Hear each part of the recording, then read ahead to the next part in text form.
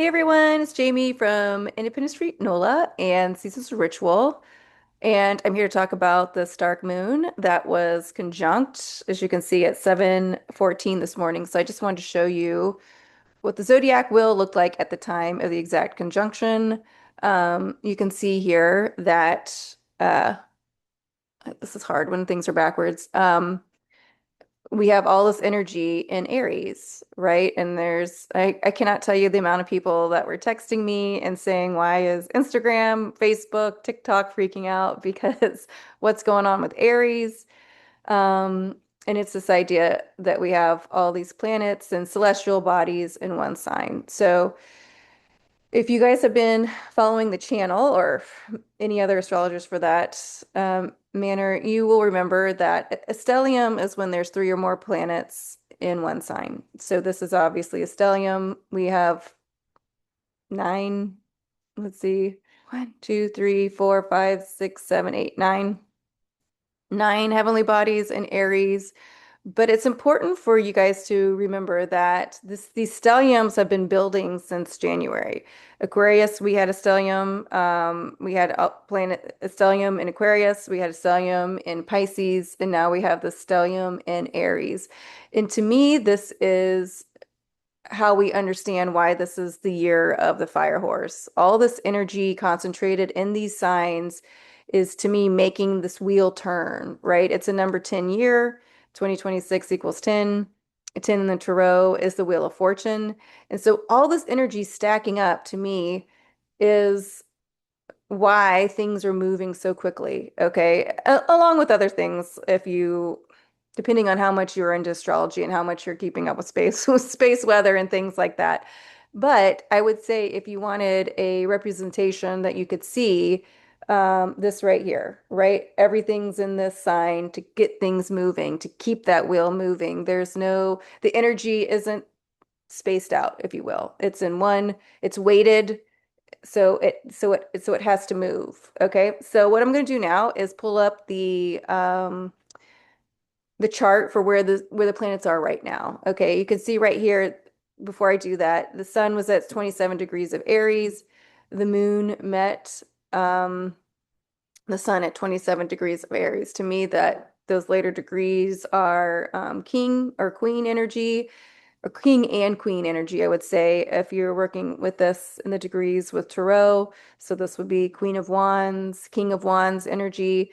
But the main thing to take from it, it's a mature energy. It's the later degrees of a sign.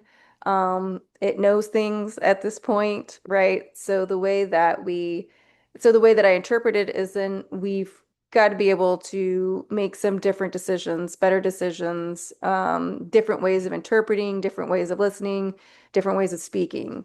Aries, again, is the first sign in the zodiac wheel. That is that I am presence. And this is definitely bringing in a different way of how we see ourselves, okay? How we present ourselves. Um, and it's important to remember, and I said this in my moon school, that the full moon was in Libra, right? So here's Libra over here. Well, I don't know if you guys can see this, but here's Libra over here, okay? And Libra is opposite of Aries. And Libra is an air sign. It's cardinal air. Aries is cardinal fire. And cardinal signs initiate, they start things, right? So the first sign being Aries, I am, it's initiating that first time we realize we are a being, a soul, a sovereign self, and our feelings, okay? And the way that we temper all that I am is looking across to Libra. Libra wants balance, right? Libra is the scales. Um, Libra is ruled by Venus. Okay. In Taurus is also ruled by Venus, but Libra is ruled by Venus, and Aries is ruled by Mars. So it is that balancing of that masculine and feminine energy, right? And it's always interesting to me when we have masculine signs, deemed masculine signs. Masculine signs in the zodiac are fire signs and air signs. But as you can see, that air signs can be ruled by feminine energy. And that's important to remember. So we have this Aries ruled by Mars. And the way it stays in balance is looking across itself to its opposite, which is Libra. Libra wants balance. Libra, in its highest state, is that balance. Libra, in its lowest state, is just constant people pleasing, right?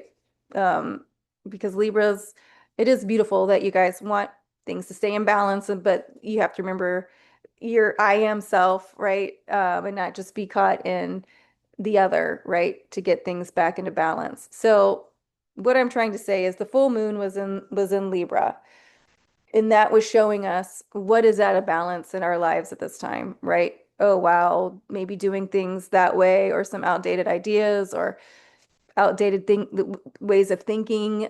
Things are moving so fast when it comes to where we are as a society. Um, Patriarchal norms do not fly anymore. We're like, God, I can't believe I used to think like that, or ooh, I used to show up like that. But we do work with societal norms, and right now, all those norms are really crashing out, as the kids say these days. So what was shown to you as the moon was full in Libra, right? The moon has taken all that information. This is what's out of balance. This is what's out of balance. And now she has talked to all these signs, boop, boop, boop, boop. I mean, all these planets, excuse me, and said this is out of balance. And now she's in quiet time with the sun. Okay. This is a dark moon because there's no illumination on the moon. This is when our masculine and feminine are together in the void, and this is when creation happens. So a lot of times people call this the new moon. I call it the dark moon because it's literally dark. You can't see her in the sky. And this is always a good time for rest, kind of chilling out. Um, especially as women, when we don't really give ourselves a time of rest. But for anybody, if you don't give yourself a time of rest, the dark moon is the time to do it, to go back to the self, to be with the self. It's a good time for reflection for the month. Um, but also understanding everyone needs a break, right? Everyone needs a time to recharge. We can't be on 24/7. And this is important, especially with this lunar cycle, because it was bringing to us what's out of balance, where we need to rebalance, and where we need these new starts with this I am presence. And I think the theme for this, which everyone's been talking about, is like the theme of the new self, or the theme of how we show up now, or how to move forward. And all of that to me is being rewritten with this moon. Rewritten with all this energy um, here and in Aries. And it comes from this idea when I talk about patriarchal norms, it is this idea of top-down power. And the patriarchy has not helped men nor women, right? It's helped a select few. But it's also this storyline of coming from a place of lack, a place of someone's better than you, a place of a wound, right? That eternal wound. Okay. And you can see that the sun and moon are conjunct Chiron right here. And they're also conjunct Eris right here. Eris is that discord. But the idea of the patriarchy is that you're born into, it's top-down power. Someone's always better than you. Someone's always got more money than you. Someone's always prettier than you. Someone's always smarter than you. And then you got to fight your way to make it to the top, right? That's why women are constantly put into competition with each other. Men are constantly put into competition. We get this idea of pick me's, I'm the best, I'm the prettiest, I'm the smartest. Don't you want me to be on your team, or your partner, or lead the company, whatever it is, fill in the blank, right? And it even is, shown in that way in religions as well, right? Like, and I'm Catholic, so we're born from original sin. So right off the bat, we're fucked, came from a boo-boo or a bad place, right? And we constantly have to prove ourselves to something that is better than us, something that is um, holier than us, something that's more beautiful than us. And then hopefully at the end of our lives, we'll be picked to go into heaven, right? The ultimate pick me. St. Peter at the gate, right? And it's just this idea of something better, top-down power. You really got to prove your worth. You really got to prove yourself. Um, it's all about proving, fighting, struggling. And to me, this dark moon and all this energy in Aries is about resetting that structure, getting rid of those ideas, getting rid of those thoughts, getting rid of that storyline. And this is a strong storyline. If you go back to the age of Aries, the age of Pisces we're coming out of, which is 2,500 years, right? So that's like 5,000 years of energy that we're trying to disassemble all at once. And we're having a lot of cosmic help in this, you guys. It's not like we're on our own, right? Which is another story of the patriarchy, the hero's journey. We don't even talk about the heroine's journey. It's just the man's journey and, how women were in the background to help this man move forward, right? And so we're rewriting that. We're talking about how women don't have to be in the background, and we have to remember too, like we are masculine and feminine combined, and we are reintegrating those energies. We are reintegrating the story, right? The opposite of Aries is Libra. Mars rules uh, Aries, Venus rules Libra, we're rewriting the story. So what I'm going to do right now is pause this real fast and put the zodiac wheel to where it is now. Okay, so we can keep talking about the story. So 1 second. And we're back. Okay, and now you can see everything has moved because this wheel is weighted. It wants to move. It's got to keep moving. So still all this energy here. The moon, because she's at a fast clip. She's moved into Taurus at the time of this recording, but she's still conjunct the sun. She's still conjunct Chiron. She's still conjunct Eris. She has moved into Taurus. The sun is going to move into Taurus in a couple days. And then we'll have Taurus season. So, yay, all my sweet little bulls out there in the audience. Um, but you can see that this energy is still here. To me, what is really sticking out is Juno, who is an asteroid. She's right here. She's conjunct Pluto. Okay. Juno is a Roman goddess, but she's older than Rome. They think they don't know where she came from. She was just always there on the scene. They think maybe she came from the Etruscans, okay, but she's from an ancient Italian tribe. And Juno is how we organize time. Okay. And she does represent the moon. We talked about her as women ruling women's cycles, like the menstrual cycle, because that was the first calendar. So we have Juno that rules time, organizes time. Okay. And she is sextiling Mars, Mercury, and Saturn. Okay. And Saturn, which is funny as we think is our modern day ruler of time, even though he's ancient, but he's not as ancient as Juno, right? She is talking to them. She's conjunct Pluto, who's in Aquarius. Right now, they're both in Aquarius. We are in this age of Aquarius. And to me, she's having a deep conversation with these guys, and we're like, you know what? We gotta redo time. Okay, we've got to redo how people see themselves in conjunct with time, the way they use time, um, the story of time, right? And Mercury, who is the way we communicate, is conjunct Neptune, Mars, and Saturn. So this is a new conversation that we're having about time.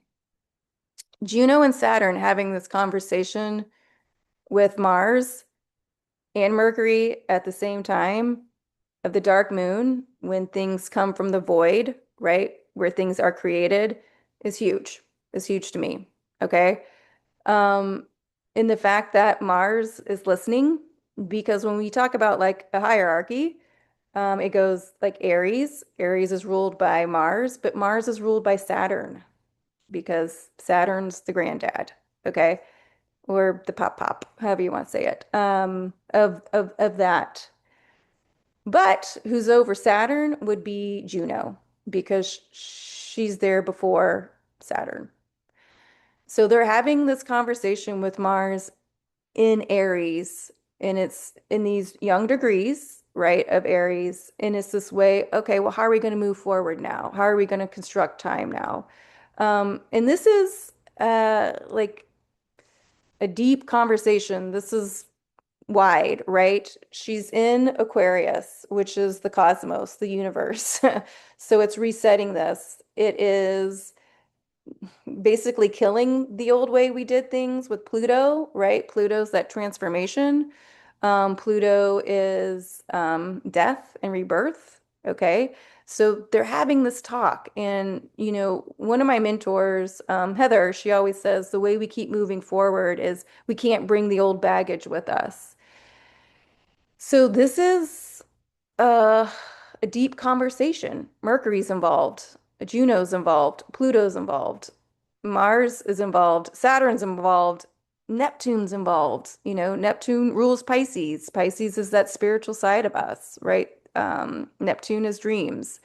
Neptune is the unconscious becoming conscious, right?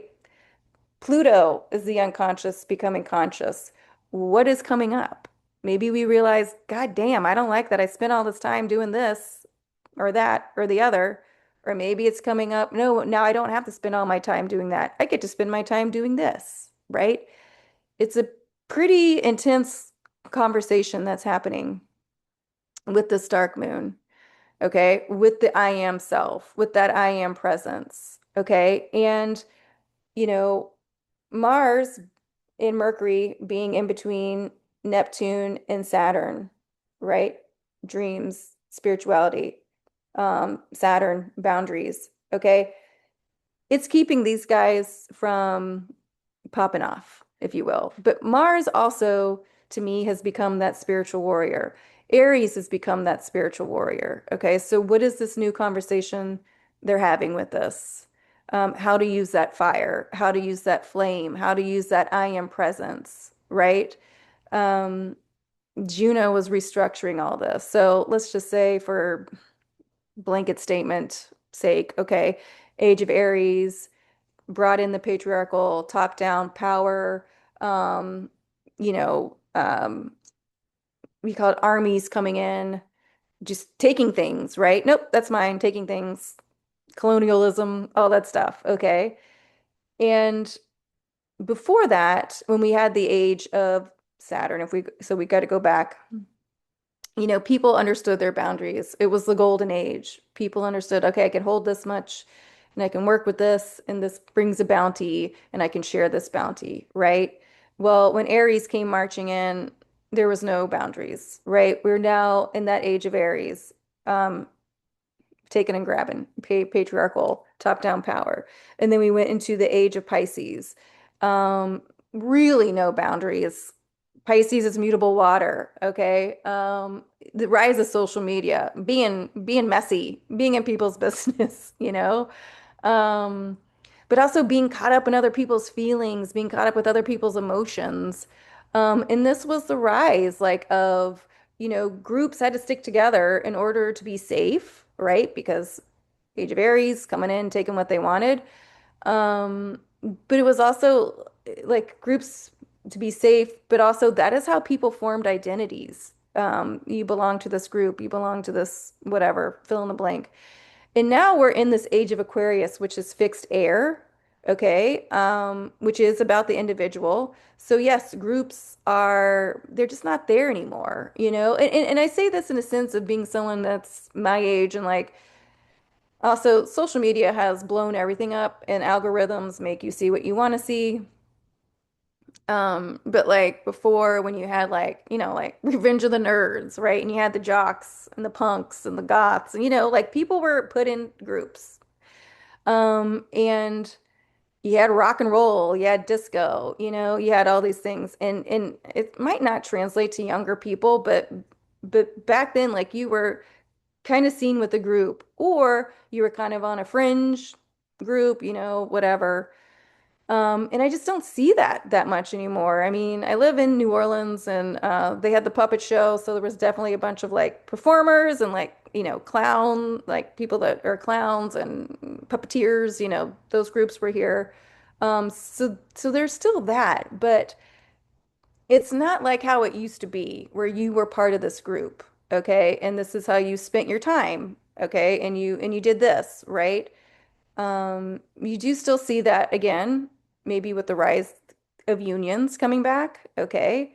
But we can definitely say that the idea of what a work week looks like and how people spend their times and how they get paid, that's all changing. That age of well, the industrial age, but like that age of Aries and Pisces, this is what you did, you work this many hours, and then but we have the technology coming in. So all this is changing. Okay, I don't want to get too out there. But so you have Juno, back to this, talking to this group of basically, masculine energy, um, with the exception of Neptune. Okay, then you have the moon over here in Eris.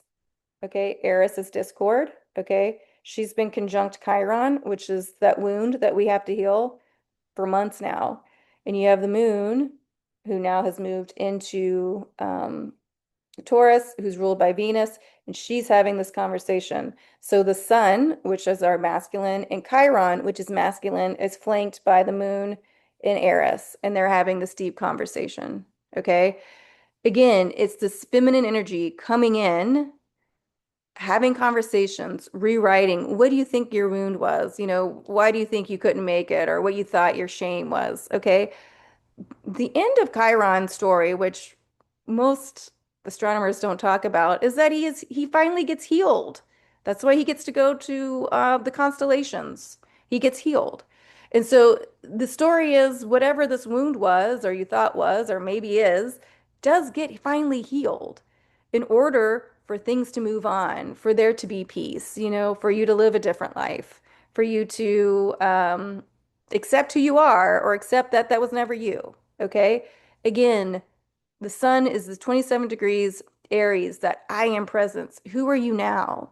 How is this changing? It's never going to be how it was, but it's important to move to how it will be and what it will be moving forward. And again, we have so much astrological support with this. Okay. When things come in from Aquarius, Aquarius and its lower vibe can seem like the lone wolf, can seem misunderstood. And if that's what you're feeling, that's really important to understand that you're not alone. There's plenty of help out there. You can find the right help. Okay. All this energy in Aries is really wanting you to look at who you are now. Okay. And see it, how it can change in a good way. This Saturn sitting in Aries, I mean, this is the golden goose egg as far as I'm concerned right now, really keeping things tamped down on who our current government is here in America.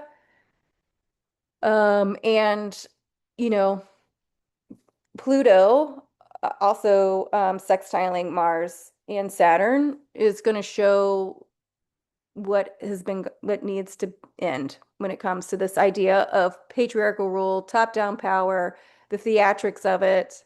Um, only a few getting ahead while the rest are just like, what the hell? Okay. And all these are stories that we're changing with Aries because the age of Aquarius is bringing in that energy of knowing who you are, who you always wanted to be, who you are now, and celebrating that individual in with the individual and the collective moving forward. Everyone's I am presence, right, is what's going to move us forward to get to where we want to be.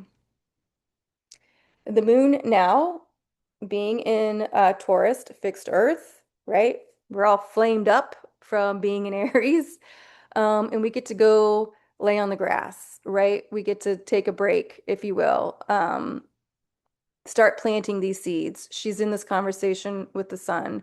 The sun is saying, okay, we've seen what's keeping us out of balance. We're starting a new conversation with what moves us, okay, with how we want to use our time. What is time? Is it a construct? What's important for us in taking this into Taurus, right? Because the sun will be there soon.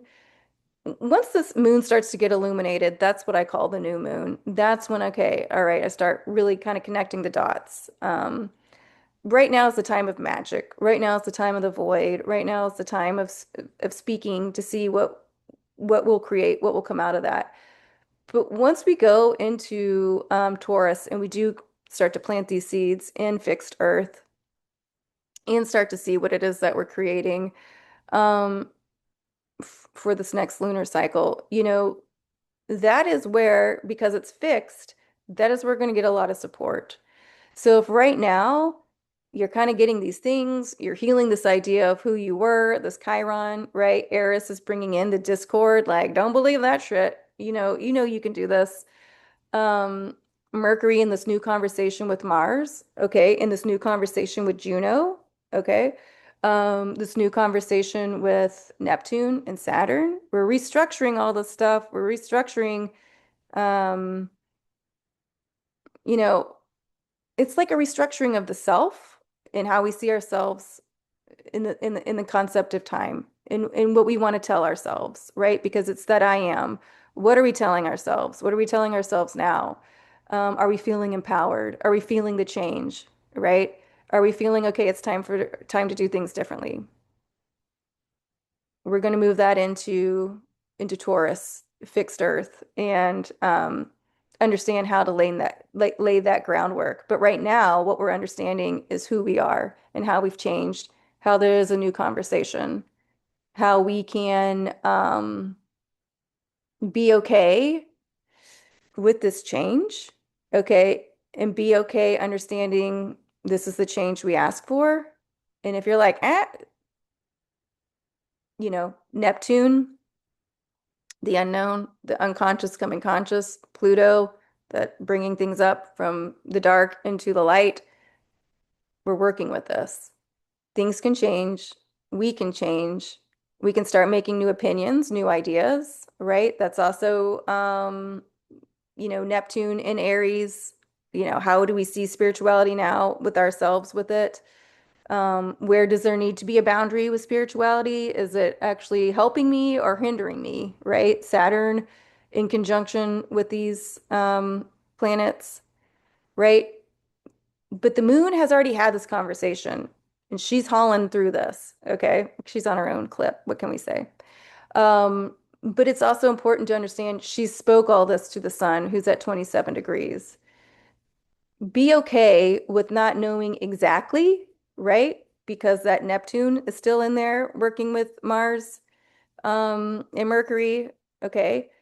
But understand it is there. It's going to make itself known. It's going to make itself seen. I would use this beautiful combination of this feminine energy talking to the early degrees of Aries and this feminine conversation talking to the later degrees of Aries. It's all going to smooth itself out as we get more into Taurus season. Okay.